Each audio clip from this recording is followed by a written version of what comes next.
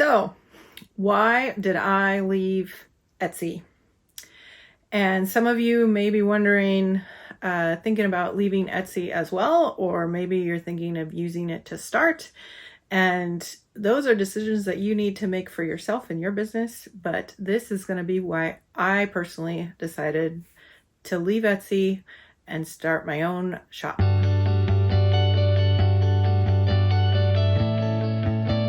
Hi, I'm Nancy. I'm the owner of Oh My Heart Handmade Gifts. I create fun, fashionable, sustainably made bags to help you make better choices for your lifestyle and helping our environment.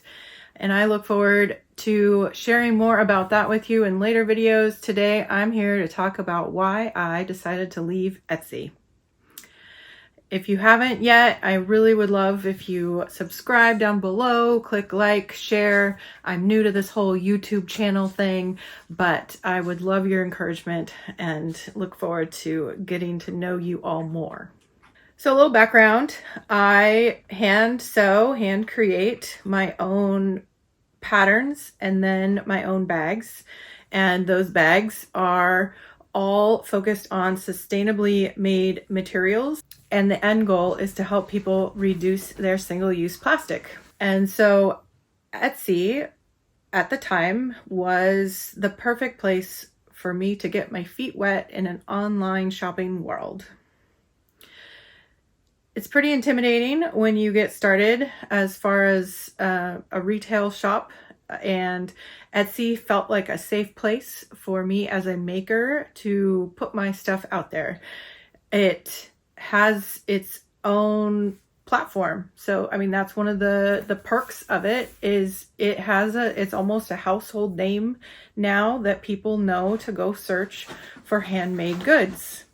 Unfortunately, some things have changed on Etsy, and while there are so many amazing artists and handmade items still listed on Etsy, it is flooded with mass-produced and mass-manufactured items, and also people who are buying those and then drop shipping them.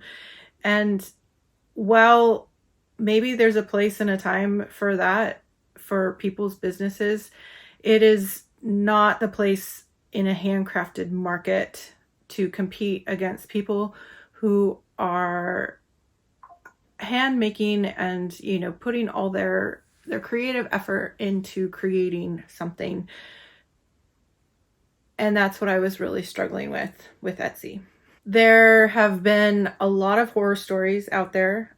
Thankfully, I am not one of those horror stories. I did not experience some of the things that people have shared as far as their shop being frozen unexpectedly, and then they end up losing their orders, and Etsy withholding funds and things like that. I did not experience that. So I believe that has happened to many shops based on the groups that I've been a part of.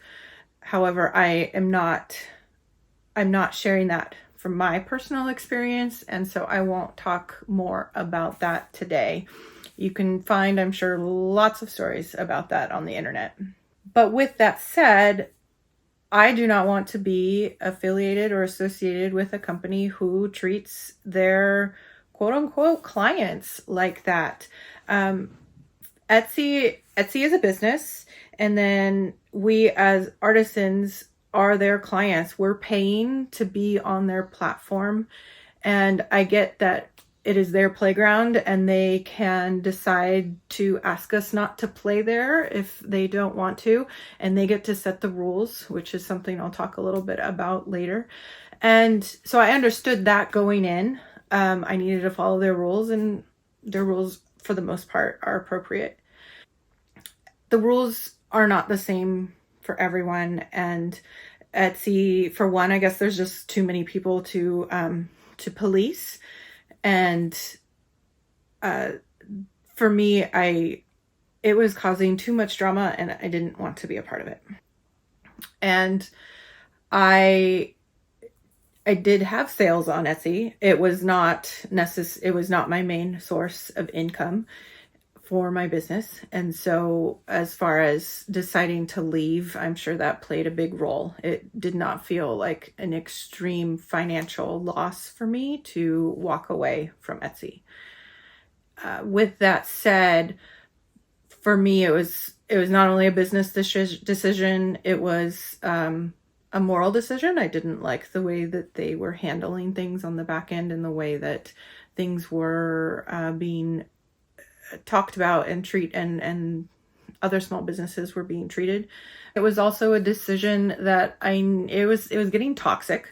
I was part of several Etsy Facebook groups, Etsy seller only Facebook groups, and the drama in there was real.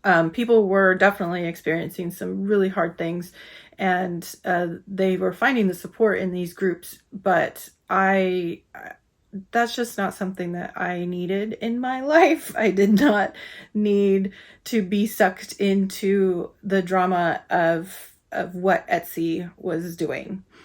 And then also, I wanted control of my business.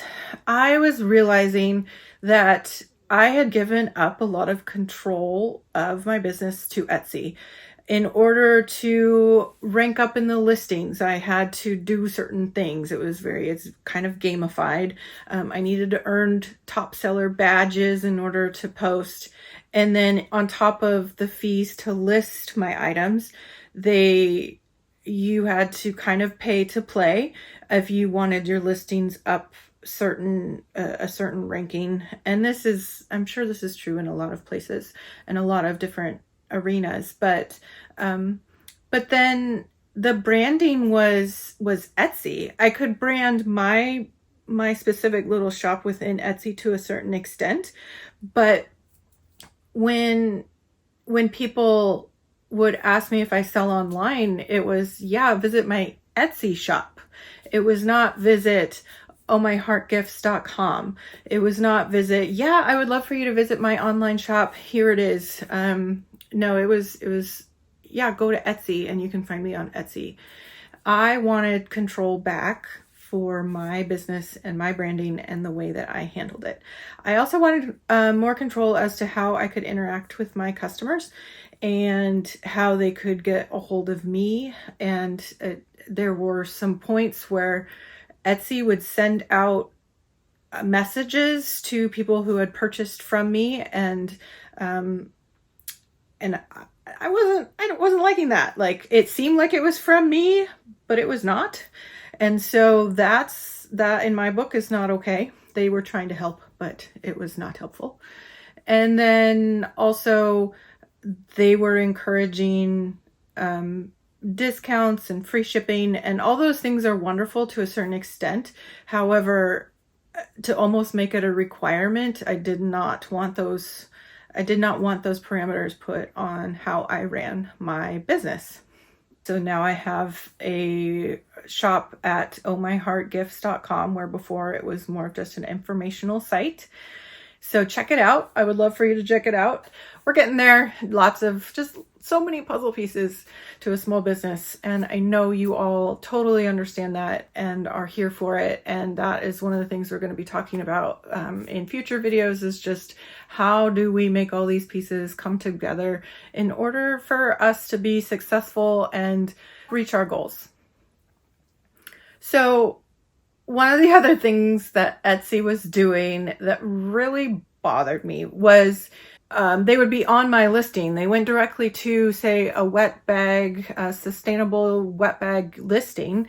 And then you scroll down the page, and right in the middle of my listing that I have paid for to have on Etsy has a whole bunch of other shops listed saying, hey, if you like this, you might also like this. And so then they click down the rabbit hole and go out and go to somebody else's page within Etsy. And then I potentially lose the business.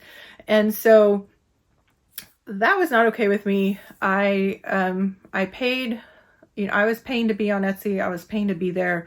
And then they were putting other shops on my listing page to advertise them and pull people away from my shop.